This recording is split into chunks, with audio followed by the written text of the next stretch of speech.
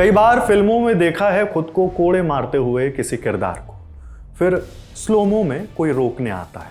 पर यह तो फिल्मों की बात थी। यहाँ जो कुछ सामने दिख रहा है वो कोई फिल्म नहीं, सब एकदम शीशे सा है।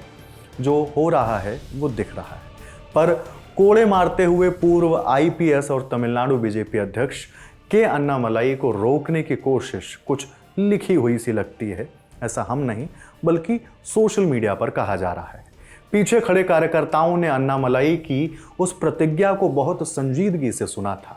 बात सिर्फ 6 कोड़ों की थी, तो 6वां पूरा होते ही बीजेपी कार्यकर्ता ने अपने नेता का कष्ट समझ लिया। धावकों की तरह दौड़ा और पकड़ लिया अन्नामलाई का हाथ।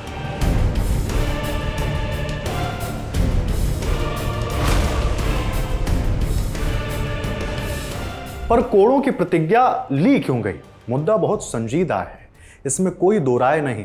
दरअसल तमिलनाडु में अन्ना यूनिवर्सिटी की छात्रा के साथ कथित रेप मामले में बीजेपी ने विरोध का यह तरीका अपनाया। पार्टी के प्रदेश अध्यक्ष के अन्नामलाई ने खुद को कोड़े मारकर इस घटना का विरोध किया।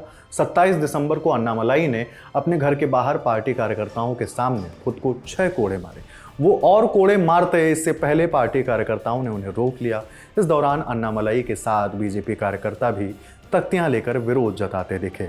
इस रेप केस को लेकर तमिलनाडु में विपक्षी दल लगातार विरोध प्रदर्शन कर रहे हैं। इंडिया टुडे की शिल्पा नायर की रिपोर्ट के मुताबिक अन्नामलाई ने कहा कि जो कोई भी तमिल संस्कृति को समझता है वो हमेशा जानता है कि ये सभी प्रथाएं इस भूमि का हिस्सा हैं। खुद को कोड़े मारना, खुद को दंडित करना, खुद को बहुत कठिन अनुष्ठानों से गुजरना, ये सब इस संस्कृति का हिस्सा है। अन्नामलाई ने आगे कहा कि ये किसी व्यक्ति के खिलाफ नहीं है या किसी चीज़ के खिलाफ नहीं है, ये राज्य में लगातार हो रहे अन्याय के खिलाफ है। अन्ना यूनिवर्सिटी में जो कुछ हुआ वह एक संकेत मात्र है। प्रशासनिक स्तर पर खामियों की वजह से आए दिन आम आदमी को कई दिक्कतों का सामना करना पड़ता है। अन्नामलाई का आरोप है कि रेप मामले के आरोपी का संबंध डीएमके पार्टी से है और वो डीएमके का नेता भी। हालांकि डीएमके की ओर से इस आरोप से इनकार कर दिया गया है।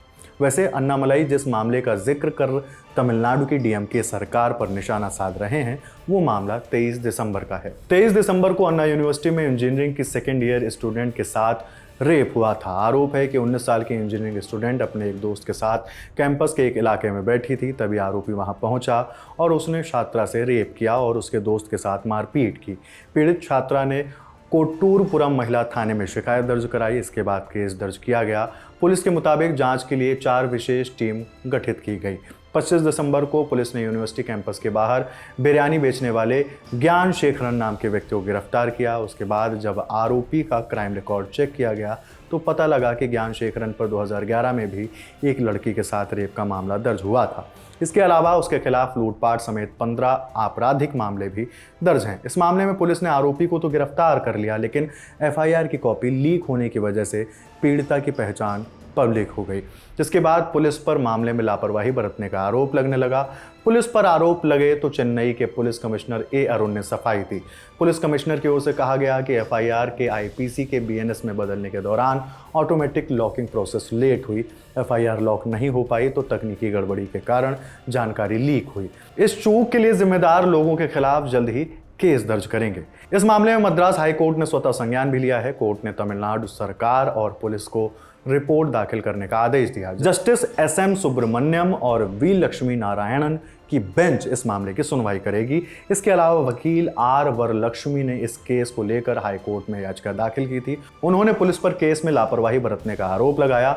वकील की ओर से कोर्ट में दाखिल याचिकाओं में कहा गया कि एफआईआर लीक होने से पीड़िता के साथ साथ उसके परिवार की पहचान भी सामने आ गई है, जो ना तो कानूनी तौर पर ठीक है और ना ही नैतिक तौर पर। इस पूरे केस में नेशनल कमीशन फॉर वुमेन यानी एनसीडब्ल्यू ने भी संज्ञान लिया है। एनसीडब्ल्यू ने बयान जारी कर कहा, आरोपी आदतन अपराधी है और पुलिस पिछले मामलों में उस पर एक्शन नहीं ले पाई है। इस लापरवाही के कारण उसे रेप की हिम्मत मिली।